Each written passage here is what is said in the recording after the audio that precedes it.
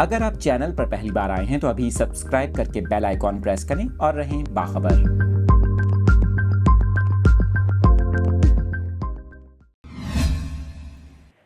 خبر شیئر کر رہے ہیں آپ کے ساتھ کراچی سے۔ آپ کو بتا رہے ہیں کراچی کے مختلف علاقوں میں غیر اعلانیہ لوڈ شیڈنگ کا سلسلہ جاری ہے۔ آپ کو بتا رہے ہیں شاہ فیصل کالونی، ملیر، لیاقت آباد، نارتھ کراچی، سرجانی ٹاؤن، لانڈھی، کورنگی، میمن گھوٹ، محمود آباد، اختر کالونی، قیوم آباد میں لوڈ شیڈنگ سے شہریوں کو شدید مشکلات کا سامنا ہے۔